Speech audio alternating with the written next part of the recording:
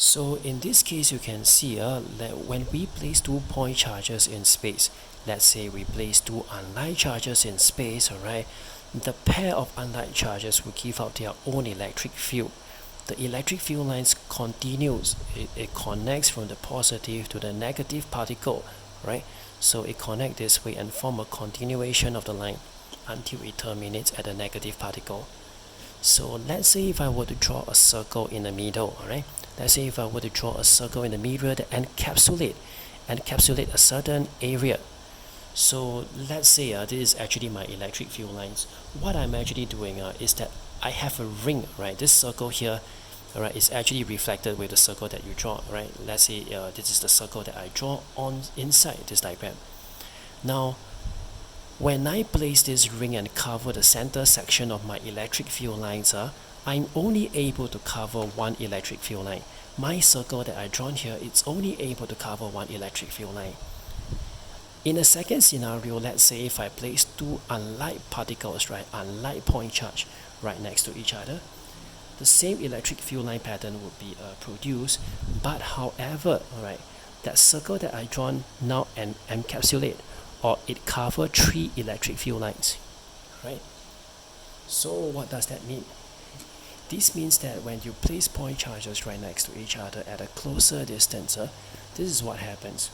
When the distance between adjacent point charges are closer, the density of the electric field lines between them is increased. And when you have an increased density of the electric field lines interacting with one another, alright, every 1 centimeter square of space, you would have a larger concentration, a higher quantity of the electric field lines concentrated within a 1 centimeter square. This is what I explain. This is actually what I explained. That could be more quantity of the continuation of electric field lines being drawn and squeezed within the 1 centimeter square of space to produce and to result in a stronger electrostatic force of interaction, right?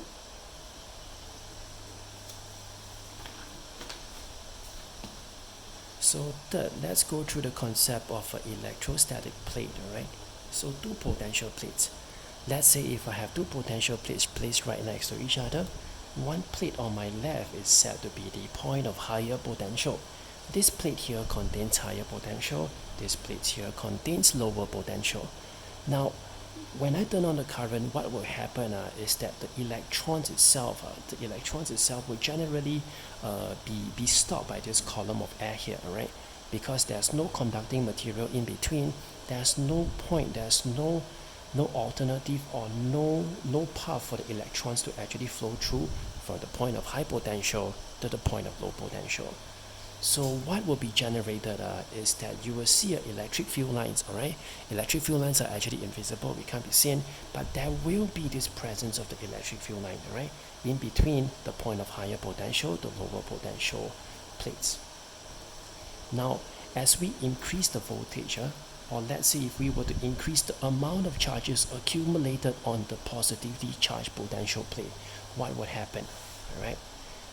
As the number of unlike charges increase on both plates, this is what will happen. Each and every point charge, right, would actually give out electric field lines that continues from the positive to the negative charge, alright?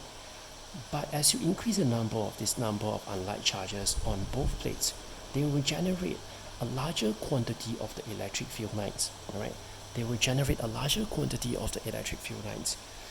By right, we can say that the larger the potential difference between these two plates, right, the quantity of the electric field lines per centimeter square of area would increase as well. That would help you to explain the increase in the density or the concentration of electric field strength, alright, between the two potential plates. Now let's go on to methods of electrostatic charging. So there are generally three methods, and the first method we have is contact, right? Contact means, let's say if you have an insulating rod, right? Insulating rod, but they are actually an accumulation of negative charges on the surface of the insulating rod. When you let the negatively charged insulating rod comes into contact and touches the metal sphere, metal being a conducting material can accumulate and transfer and absorbs all the electron. So all the electrons get transferred from the insulating rod onto the metal sphere. In the end, what happens? Just now before contact, the metal sphere was neutral, it's uncharged, but now it acquires a net negative charge because of the transfer of electron from the insulating rod onto the metal sphere. Now we also have friction, charging by friction, alright? So let's say if you have a glass rod and you have a silk cloth, both of these objects are actually neutral, uncharged in the first place, alright? When we say uncharged, we are not referring to both objects having no static charges on them. We are referring to them having the same quantity of opposite charges such that the net charge on each object is actually zero. This is what we define as a neutral object. It doesn't mean that they carry no charge, it's just that the net charge on them is zero. The quantity of the positive charges cancels out the quantity of the negative charges. Now, when you start to rub two objects together, this is what happened, right? So later on there will be an in-depth explanation on which type of material would conduct all the electrons, right? This is based on the electron affinity of the atoms used to construct the material, but we are not going to go into that detail. So let's say if you rub a glass rod onto a silk cloth, the silk cloth will be the one absorbing all the electrons, alright? It has a greater affinity to this electron, which means it's able to actually take in electrons more readily. So after rubbing for a few times, that mechanical force you apply itself, it's able to allow the silk cloth to rip off the electrons on the surface of the glass rod. This is what happens. And in the end, you can see all the electrons are actually transferred onto the silk cloth, and all the positive charges are actually accumulated on the glass rod itself. All the positive charges are accumulated on the glass rod itself. Alright. After a glass rod, you see, before rubbing, you have the same number, the same quantity of these unlike charges. When the negative charges is transferred onto the silk cloth, now this glass rod becomes positively charged due to the loss of negative charges which it lost to the silk cloth, right? So this is the reasoning. The next part where we talk about is this induction, where it's going to be a little bit more lengthy, alright? So this word induction is just referring to the process of giving an object, alright, a net charge without, and take note of this word, is without touching the object. So let's say if you have two metal spheres, so let's say if you have two conducting spheres, if you let them contact each other, and two of these metal spheres are supported by insulating supports, so that the charges doesn't flow down through the support, right? There's no transfer of charges between the support and the sphere. The only transfer takes place between the two metal spheres. When they are neutral, you can see each and every one of the sphere have roughly the same quantity of opposite charges. What happens is that you bring a positively charged rod, alright, an insulating charged positive rod. So when you place it on the right hand side, what will happen?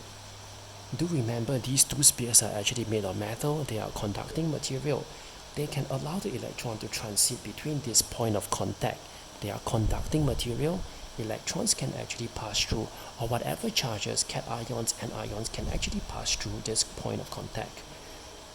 The positively charged rod would attract the oppositely charged electrons, and then the electrons would consolidate, alright, and focus, and a large quantity of the electrons would be observed to be concentrated within this region. All the unlike charges wants to be as close together as possible, whereas all the like charges wants to be as far away as possible. So you can see all the positive charges being accumulated on the left hand side, while all the electrons are consolidated on the right hand side. Right?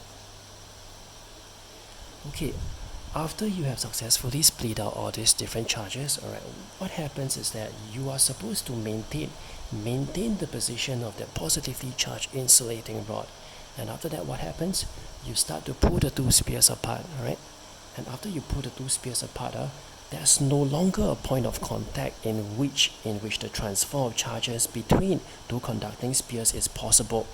From this case onwards, after you have removed the two metal spheres away from contact from one another, you can remove the rod.